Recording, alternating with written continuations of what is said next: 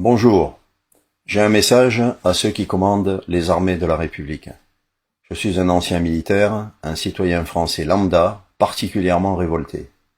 Pas un révolutionnaire, pas un agitateur, juste un citoyen qui en a trop vu, trop compris et qui refuse de se taire.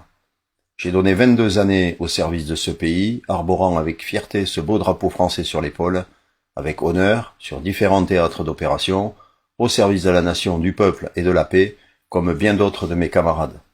Je connais la discipline, je connais le devoir, et je connais aussi le silence. Mais aujourd'hui, mon cœur saigne de voir mon pays se déliter dans un silence absolu, et l'heure est grave. À quelques jours du traditionnel hommage aux armées à l'occasion de notre fête nationale, en tant que simple citoyen, je m'adresse à vous, mes frères d'armes, officiers généraux, chefs d'état-major, responsables militaires, vous qui commandez les armées de la République, à ceux qui ont encore entre leurs mains l'honneur de la France, à ceux dont le silence aujourd'hui engage bien plus que leur carrière. Qu'attendez-vous pour honorer pleinement le serment que vous avez prêté, pas à un homme, pas à un gouvernement, mais à la France, car ce qui se passe n'est plus un simple désaccord politique, c'est une infamie, une trahison, une déchéance accélérée de tout ce qui faisait la grandeur de notre nation.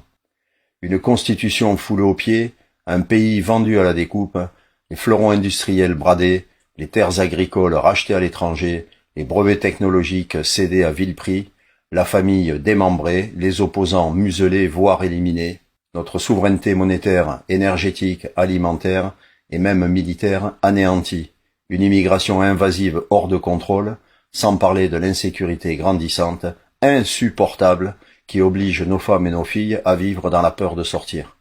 La liste est sans fin et vous ne pouvez évidemment pas l'ignorer. Et pendant que les Français s'appauvrissent, une pseudo-élite indécente et médiocre s'enrichit sans limite qui nous fait honte en offrant un spectacle pitoyable au monde entier. Entre inflation artificielle, matraquage fiscal et disparition des services publics, le peuple est sacrifié méthodiquement, cyniquement et avec mépris. Nos entreprises s'effondrent, nos jeunes partent, nos anciens survivent et nos familles trinquent. Et pendant ce temps, une technocratie européenne non élue dicte nos lois, nous a dépouillés de notre souveraineté et procède méthodiquement à la suppression de nos libertés individuelles et collectives. Tout ceci au mépris du bon sens, de l'identité, de l'humain et de la réalité dont ils n'ont que faire, mais pire, avec la complicité de ceux qui ont été élus pour défendre l'intérêt général avant les intérêts partisans et qui trahissent le socle éthique de leur mandat. Intégrité, transparence, courage civique, loyauté à la Constitution et indépendance. Et vous voyez tout cela, vous le savez, mais vous vous taisez. Et ce silence devient chaque jour plus insupportable. Je ne comprends plus votre silence, un silence assourdissant dans un vacarme de mensonges, de trahisons et de douleurs. La machine technocratique sans visage ni légitimité démocratique épuise les peuples et les maltraite. Ce peuple est désabusé et dans sa grande majorité démoralisé, sans perspective d'avenir. Et vous, les officiers généraux, les chefs de cette glorieuse armée en son temps, qui n'est devenue que l'ombre d'elle-même, vous regardez, impassibles. Alors, je connais le sempiternel devoir de réserve derrière lequel vous vous retranchez, et l'allégeance au chef suprême qui fait de vous le bras armé du politique. Je ne vous accuse pas besoin d'ailleurs, de nombreuses voix s'élèvent et le font déjà à ma place.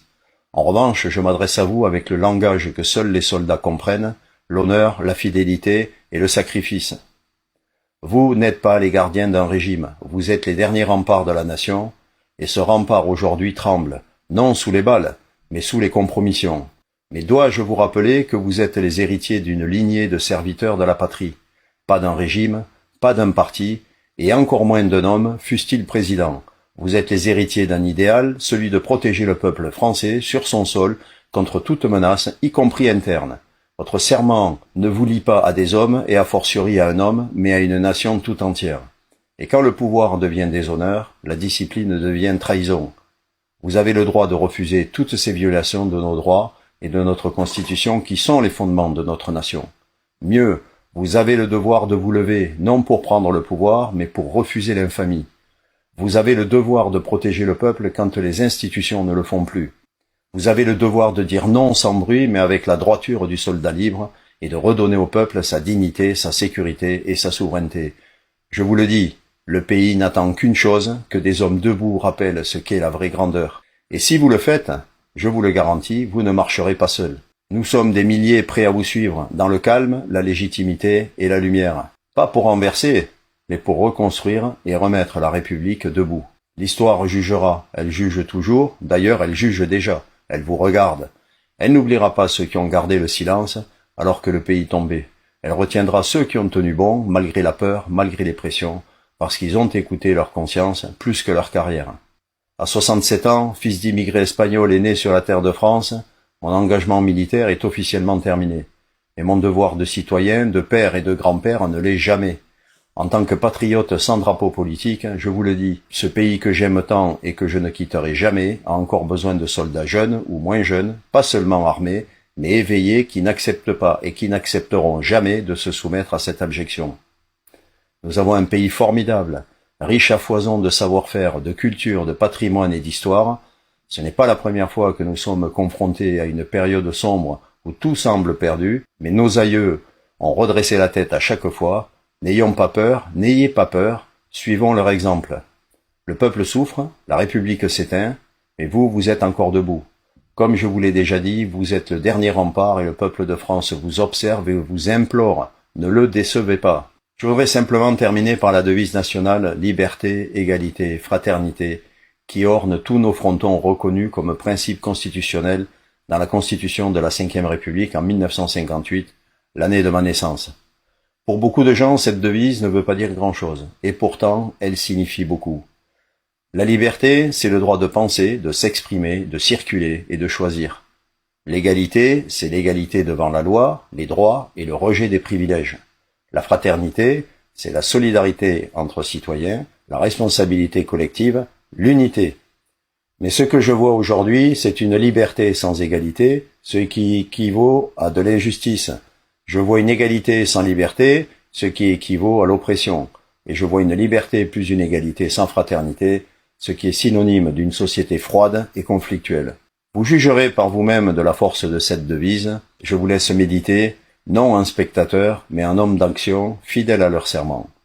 Je vous conjure de retrouver le sens des valeurs qui forgent l'arme du soldat et le feu sacré de ses missions.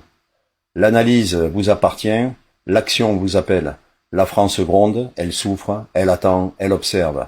Il n'est pas trop tard, mais chaque jour de silence alourdit le jugement que rendront l'histoire et le peuple de France.